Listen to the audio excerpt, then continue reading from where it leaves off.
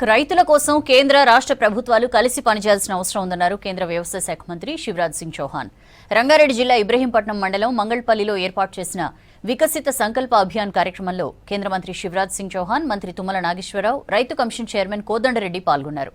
నేల రకాలకు అవసరమైన పంటలు వేయాలని రైతులకు శాస్త్రవేత్తలు సూచించాలని చెప్పారు కేంద్ర మంత్రి. పెస్టిసైడ్స్ ఎలా వినియోగించాలో రైతులకు అవగాహన కల్పించాలన్నారు. పామాయిల్ పై బెటర్ రీసెర్చ్ జరగాల్సిన అవసరం ఉందన్నారు. పండించిన పంటలు అమ్ముకోవడానికి ట్రాన్స్పోర్టేషన్ కోసం కేంద్రం సాయం చేస్తుందని చెప్పారు. వికసిత్ భారత్ చేయడమే ప్రధాని మోదీ లక్ష్యమన్నారు. దేశ జీడీపీలో వ్యవసాయ రంగానిది 18% ఉందని చెప్పారు కేంద్ర మంత్రి.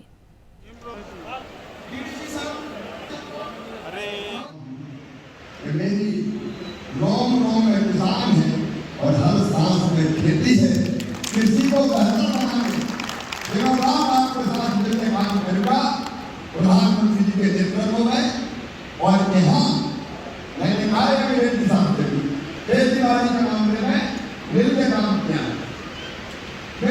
किया जाए अपने किसानों के लिए।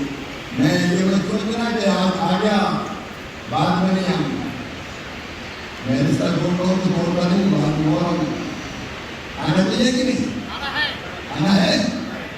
जब बुलाओगे वहाँ मत चला नहीं करे कुछ टुकड़ा है। ठीक है, मंत्री जी ने भी कहा है, आपने भी बताया इंडस्ट्री का मिलकर काम करेंगे जी, इंडस्ट्री को भी निमंत्रित करेंगे। आज इस मंच पर उपस्थित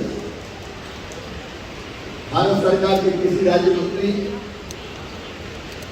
आदरणीय भागीरथ चौधरी गारू जी, వ్యవసాయానికి మంచి రోజులు వచ్చాయి. రైతు నిలబడగలుగుతాడు, రైతు గుడ్డ ధైర్యంతో వ్యవసాయం చేయగలుగుతాడు. కాబట్టి చౌహాన్ గారు వ్యవసాయదారులుగా ఆ రాష్ట్రంలో మధ్యప్రదేశ్లో అనేక సంవత్సరాలుగా రైతాంగానికి మేలు చేసినటువంటి వ్యక్తిగా భారతదేశం మొత్తానికి చేసినటువంటి వ్యక్తి చౌహాన్ గారు. ఆయన గారు కేంద్ర మంత్రి రాగానే మనకి కొన్ని ఆశలు వచ్చినాయి.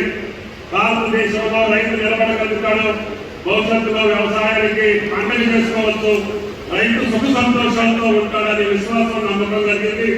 అదే రకంగా గత సంవత్సరం మంచిగా వర్షాలు పడ్డాయి. మన రాష్ట్రంలో కూడా రేవంత్ రెడ్డి గారి నాయకత్వంలో ఈనాడు అన్ని పంటల్ని భారతదేశంలోనే భిన్నగా వరిధాన్యాన్ని ఉత్పత్తి చేసుకోగలిగాం.